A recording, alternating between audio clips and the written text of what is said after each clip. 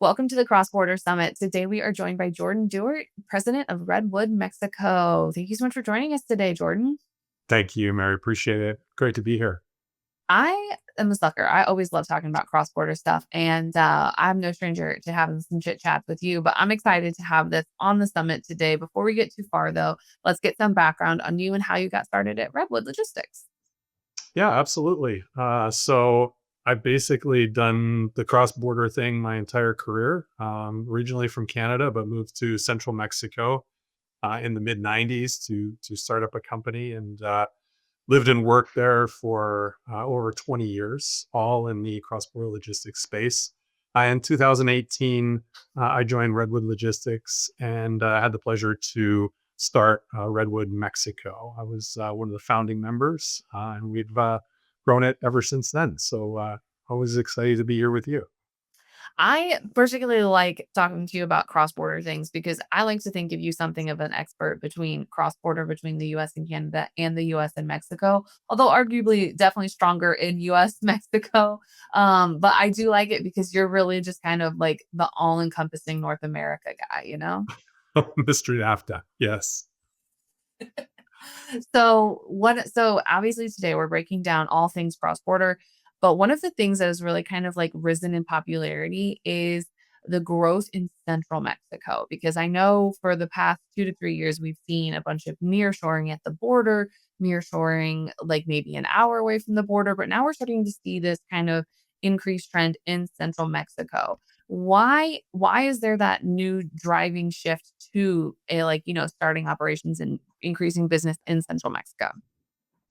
I think when the border is an obvious choice because it's very close, but there's a lot of factors about central Mexico that make it a magnet for all of this foreign direct investment that's going in there. I think the first one is population base. Over 80% of Mexico's population resides within that. We call it the Golden Triangle, from Mexico City to Guadalajara and then the north. And not just a strong workforce, but a very educated and skilled workforce. So I think it's a lot less congested than the border hubs, and a lot of companies from a lot of different industries are seeing a big advantage to moving to central Mexico to take advantage of that labor force. I mean, it kind of is a no-brainer, right? You see the border has a talent pool. They have all the land, they have the space, but also, if you're trying to do anything at scale, you want to kind of go where you're going to find the workers that are able to do the job for you in a relatively cost-effective manner. But I guess like what because a lot of the times when people immediately think of cross border and whether this is true or not, or just something that they've heard in the rumor mill or they had one bad experience, a lot of people think that when you are transiting longer within Mexico, you are opening yourself up to additional risk. And it just, there's just more things that can happen in transit.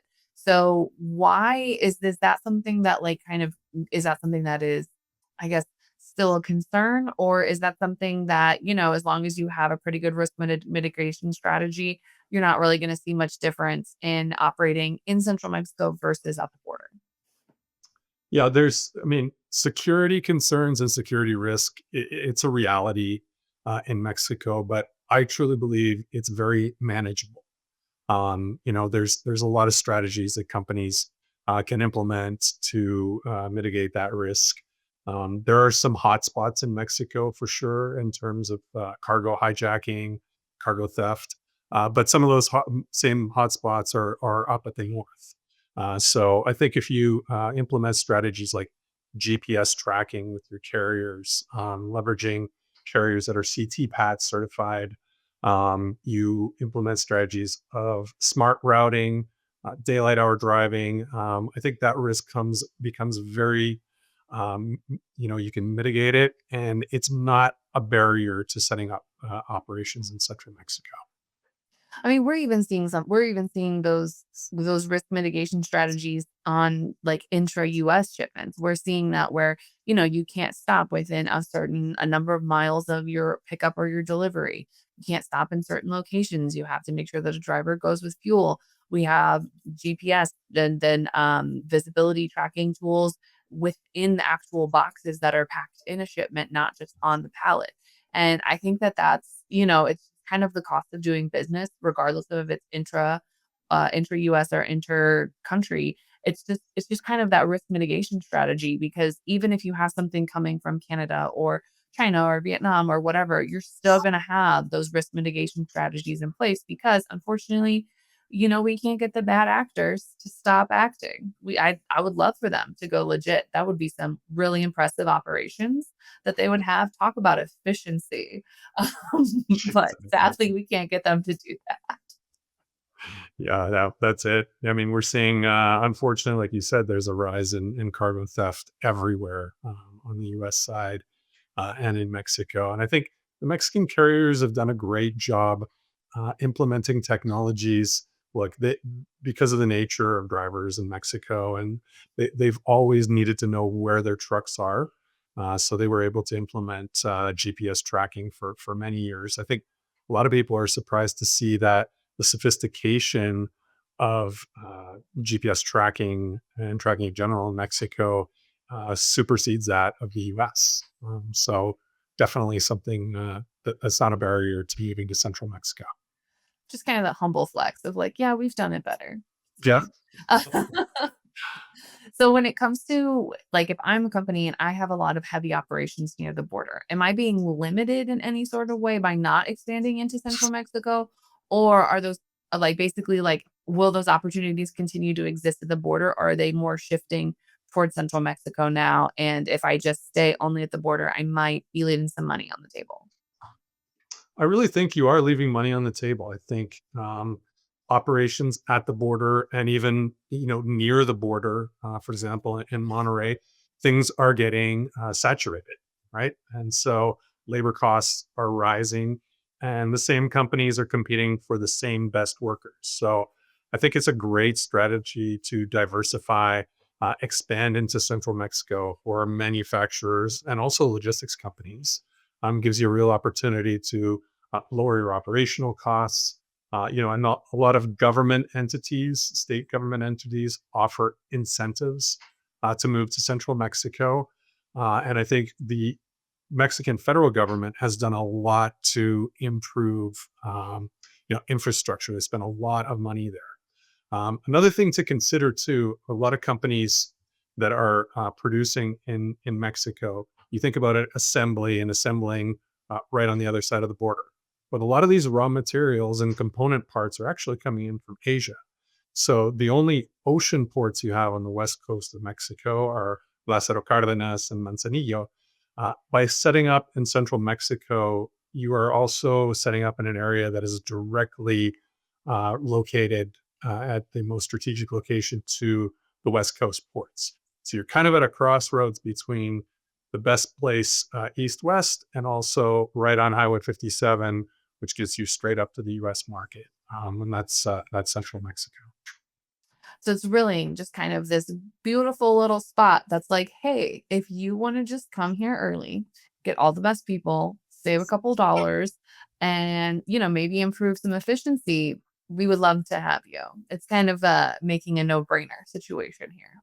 I think so. I think so. The border is about speed to market, and central Mexico is more about setting up sustainable growth, supply chain resistance, and kind of being there for the long run. So I guess what says, obviously people are taking advantage of this. People are moving, organizations are setting up shop and making that commitment in that long-term growth. What commodities or industries are really kind of jumping on this first? Like which ones are the early adopters saying, we're all in on this. This is what we'd like to do. Are there any industries that are like really pushing, or not necessarily pushing this, but seeming to flock to this decision? Yeah, I think the two industries that were there first, the two that kind of were the early adopters, if you will, were automotive. The large U.S. automotive companies, Ford, GM, Chrysler, were the first ones in. Then you've got some of the European companies, Volkswagen, Mercedes, BMW. And then finally, Japanese companies came in. Nissan many, many years ago, but more recently, Honda, Toyota, and Mazda.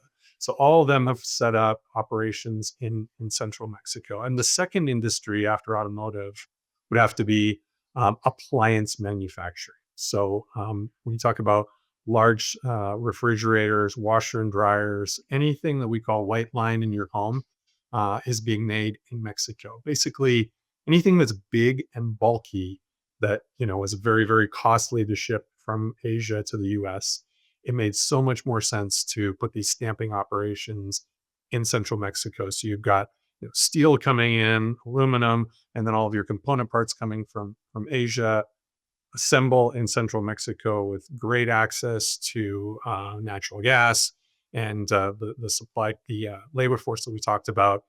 It kind of puts you in the perfect area, the most strategic area to implement and go north. Outside of those two, we're starting to see a lot more sophisticated products come in from consumer electronics, aerospace, and we believe that it kind of runs the gamut. Anything that can be made anywhere in the world now can be made in central Mexico. So we're seeing a lot of more sophisticated products come in. That is actually really exciting. I'm not surprised that automotive was the first in there. Automotive seems to be the first in everything in Mexico, if I'm being honest. It's like, oh, this is a new way of doing things in Mexico. Automotive's like, yep, we're here. No, no worries, we're here. Which it makes sense because it's really difficult to ship cars like across an ocean. Like you can't just put a box of cars on a air cargo and say, there you go. They're slow. You got to put them on a ship. It's just not the most efficient. But if I can do that, stick a bunch of them on a rail and then ship them off, like that's a no-brainer every time. But it's so I'm not surprised that those are there, but also the like more consumer electronics getting on board there. I'm not gonna lie, I do love that. Like that is really impressive. Yeah, absolutely. With Foxconn and other companies leading the way, and we really see that trend, continuing in the future based on the investments that have been made over the last 3 years. So I guess is there any kind of like 'cause if everybody's kind of making this switch, is there almost that tipping point where it's like, this isn't really worth it anymore? Or have we not even like scratched the surface of it? Like, not necessarily it's not worth it anymore, but like, is there almost kind of that point where like we're at the border where everybody's fighting for the best talent? Do you think that that will happen anywhere near the in central Mexico? Or is it because there is just such like so many people there and so many talented workers that you're still gonna kinda be spoiled for choice for a long time? That's an excellent question, but I think central Mexico it obviously has the largest population, but it's also a really really nice place to live. The border and northern Mexico, very very hot.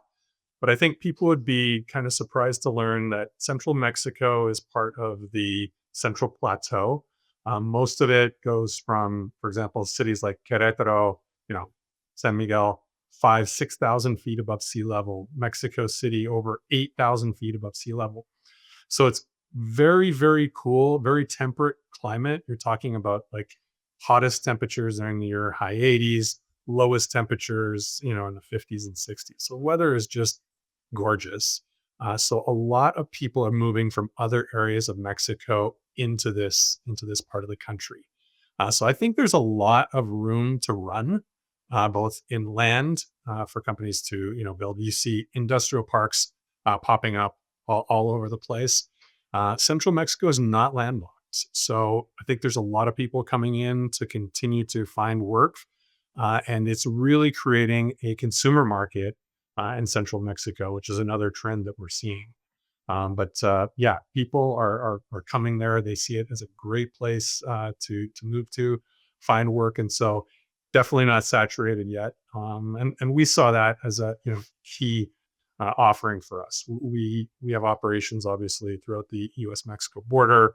Our corporate headquarters in Monterrey, but we recently opened a large office in Querétaro for that reason to kind of take advantage of all the growth that we're seeing.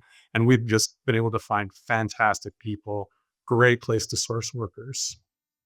That is actually really impressive because I kind of like I think I also just didn't understand how large, and how apparently beautifully temperate the central Mexico was. Because 'cause I'm not gonna lie, that sounded a lot better than my, like, 110 heat index here.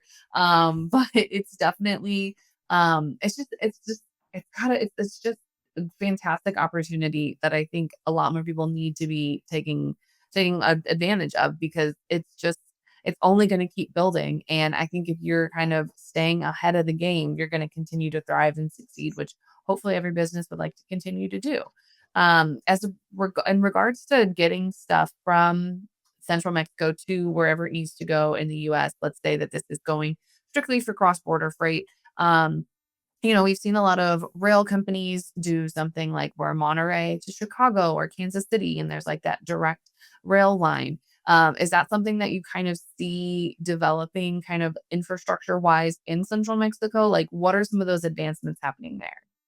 Yeah, absolutely. I mean, I think you're seeing the large railroads continue to invest not just in the rail line itself, but in services, equipment, different things. You're seeing the Mexican government has really stepped up in terms of infrastructure, improving the east-west highways that connect both the ocean ports, Veracruz on the east and Manzanillo, Lázaro to the west, but also significant investment in the highway infrastructure, specifically Highway 57 northbound. So every time we go, you see that they build these massive ring roads to get the large trucks out of the urban areas, like the Arco Norte system, coming through the north part of Mexico City, connecting to the north part of Querétaro, and then up. So um, a lot of investment going on, and we don't feel that infrastructure is saturated either.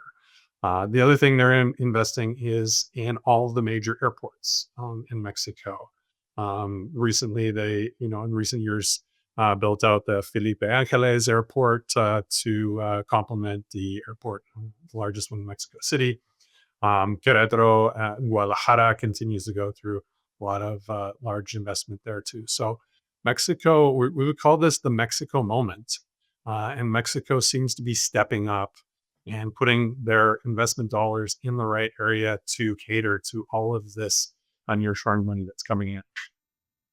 I think that is because not only are they presented with this opportunity, but for also like the entire country, the govern especially like your government to realize that like, oh, this is happening. Like we need to build up the infrastructure, and the way that they're just advancing it, it's just really it's nice, to know that they are as invested in everything and they're ready to handle it and tackle whatever comes their way. And I think that they're really kind of capitalizing on it and making the most of their situation.